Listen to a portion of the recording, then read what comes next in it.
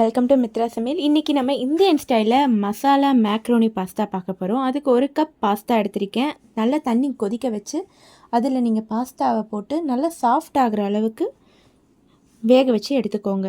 Pasta போடும்போதே உப்பும் கூட சேர்த்து போட்டுக்கோங்க. அப்போ தான் உப்பு பாஸ்தாவில் ஏறும். இப்போ பாஸ்தா நல்லா வெந்ததுக்கப்புறம் நம்ம இந்த தண்ணியை வடித்து தனியாக எடுத்து வச்சுக்கலாம்.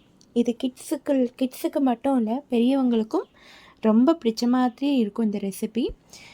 இப்போது பாஸ்தா வேகிற அளவுக்கு நம்ம விட்டுட்டு தனியாக எடுத்து வச்சுக்கலாம்.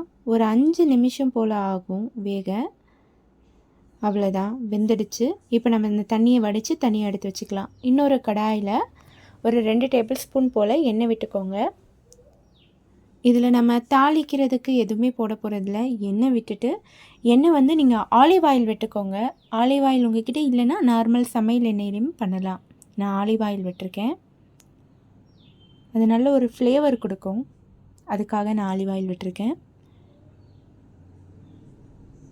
2 டேபிள் ஸ்பூன் எண்ணெய் விட்டு காஞ்சதுக்கப்புறம் அதில் 1 ஸ்பூன் போல் இஞ்சி பூண்டு பேஸ்ட், ஜிஞ்சர் கார்லிக் பேஸ்ட் போட்டு நல்லா வதக்குங்க.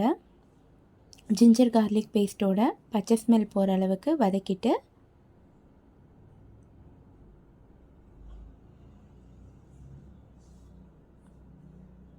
அடுத்து இதில் நம்ம வெங்காயம் ஆட் பண்ண போகிறோம். பச்சை மிளகா நான் நீட்டு வாக்கில் போட்டிருக்கேன். காரம் ரொம்ப பிடிக்கும் அப்படின்னா நீங்கள் சின்னதாக கட் பண்ணி கூட போட்டுக்கலாம். இப்போ நான் பெரிய வெங்காயம் 1 வெங்காயம் போல் கட் பண்ணி வச்சுருந்தேன், அதை போட்டிருக்கேன்.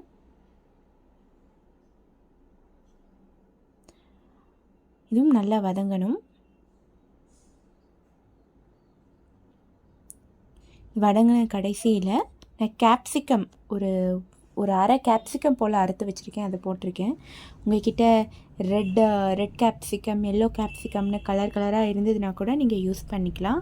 பார்க்க அழகாக கலர்ஃபுல்லாக இருக்கும். என்கிட்ட க்ரீன் கேப்சிகம் மட்டும்தான் இருந்தது, அதனால் அதை மட்டும் ஆட் பண்ணியிருக்கேன். இந்த எண்ணெயிலேயே இந்த கேப்சிகம் வெங்காயம்லாம் நல்லா வதங்கணும்.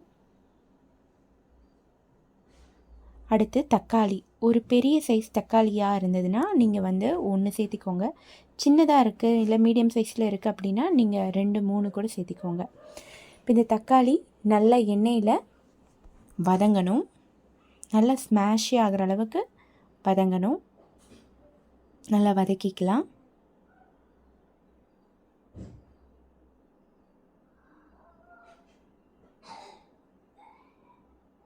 இப்போ பாருங்கள், நல்லா வதங்கிடுச்சு. குடமிளகாலாம் நல்லா தக்காளியோடவே சேர்ந்து நல்லா வெந்துடுச்சு. அடுத்து இதில் நம்ம மிளகாய்த்தூள் போடுறோம். நான் தனி மிளகாய்த்தூள் 1 டேபிள் ஸ்பூன் போட்டிருக்கேன். அதை போட்டு நல்லா வதக்கிக்கோங்க. மிளகாய்த்தூள் போட்டு அடுத்து ஒரு 2 டேபிள் ஸ்பூன் போல் கெச்சப் போட்டுக்கோங்க, டொமேட்டோ கெச்சப். இப்போ இதையும் நல்லா அதோட கலந்து விட்டுக்கோங்க.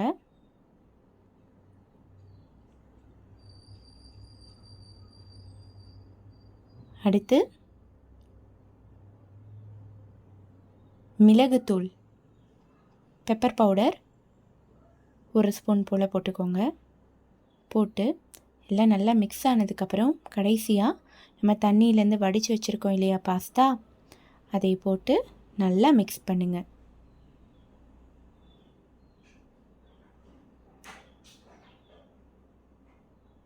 நல்லா மிக்ஸ் பண்ணிங்கன்னா அவ்வளோதான், நம்மளோட பாஸ்தா தயாராகிடும்.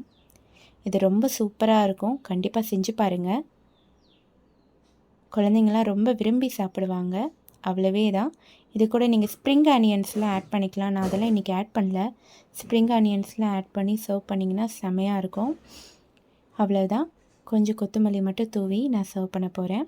இந்த வீடியோ பிடிச்சிருந்ததுன்னா கண்டிப்பாக நம்ம சேனலுக்கு சப்ஸ்கிரைப் பண்ணுங்கள். சுவையின் தேடல் தொடரட்டும்.